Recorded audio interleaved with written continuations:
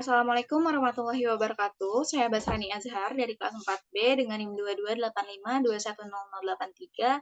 Di sini saya akan menjelaskan tentang bimbingan untuk anak berkebutuhan khusus, yaitu anak berkelainan akademik atau biasa disebut gifted dan berkesulitan belajar. Yang pertama kita bahas tentang anak gifted. Anak gifted itu adalah anak yang memiliki kemampuan interaksi tinggi, kemampuan intelijensi yang terus berkembang, dan memiliki kreativitas yang tinggi dan pengelolaan informasi yang ditawarkan berlawanan dengan sudut pandang dari kebanyakan orang. Nah, anak chibi atau biasa dikenal dengan sebutan anak berbakat atau gifted child dan dikategorikan dalam anak berkebutuhan khusus.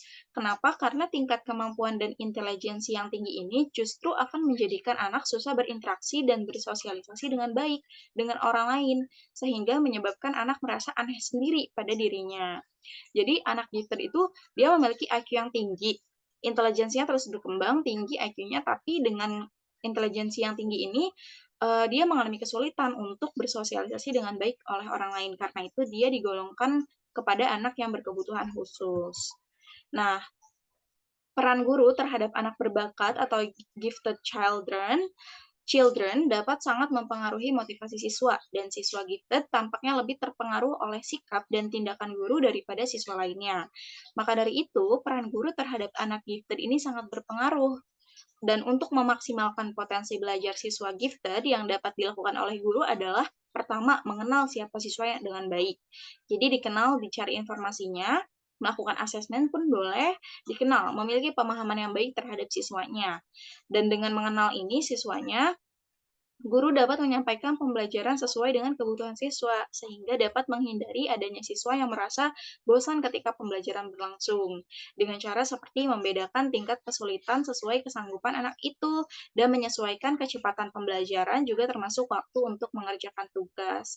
Jadi sebenarnya diberikan pemahaman aja antara siswa yang gifted ini dengan siswa yang lainnya harus dibedakan gitu. Nah, sementara kesulitan belajar adalah di mana peserta didik mengalami hambatan pada satu proses atau lebih dalam proses kegiatan pembelajaran. Hambatan ini dapat berupa ketidakmampuan peserta didik dalam berpikir, dalam membaca, dalam menulis, dalam mengeja, dalam berhitung, ataupun yang lainnya. Nah, inilah adalah kesulitan belajar. Jadi sebenarnya dia tidak bisa melakukan proses pembelajaran dengan sempurna gitu, seperti anak-anak yang lainnya, gitu, dengan contoh yang tadi saya sebutkan. Nah, ciri khusus yang memiliki kesulitan belajar itu yang pertama, menunjukkan hasil belajar yang rendah. Dimaksudkan nilai yang dapat siswa di bawah rata-rata. Jadi, hasil ujiannya atau hasil ulangan atau kuisnya itu di bawah rata-rata semua. Terus yang kedua, hasil belajar yang tidak seimbang dengan usaha yang dilakukan oleh siswa. Yang ketiga, lambat dalam melaksanakan atau mengerjakan tugas belajar.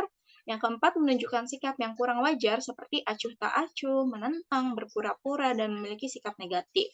Yang kelima, menunjukkan perilaku yang kurang baik, contohnya seperti membolos, datang terlambat, dan juga tidak mau mengerjakan PR, sering mengganggu teman-temannya di dalam maupun di luar kelas. Dan yang terakhir, ciri khusus dari kesulitan belajar ini ialah menunjukkan gejala emosi yang kurang wajar dalam menghadapi situasi tertentu. Misalnya dia nggak merasa menyesal atau sedih gitu melihat nilainya itu rendah dibandingkan teman-teman yang lain. Nah, ini udah termasuk ciri-ciri individu yang mengalami kesulitan belajar. Nah, apa sih upaya yang dapat dilakukan oleh guru BK? Yaitu mengidentifikasi masalah kesulitan siswanya dengan menggunakan bimbingan kelompok, bisa juga dengan mengedepankan konsultasi kepada siswa setiap beberapa bulan sekali dengan memanggil satu persatu siswa di setiap kelas dan bertanya kepada siswa tentang masalah yang dihadapi. Jadi yang saya rekomendasikan yaitu bimbingan kelompok atau layanan konsultasi. Gitu. Yang sebelumnya harus dilakukan asesmen terlebih dahulu untuk mengetahui apa kesulitan belajar bentuknya apa dan faktor penyebabnya adalah apa. Mungkin itu saja yang dapat saya sampaikan. Terima kasih. Wassalamualaikum warahmatullahi wabarakatuh.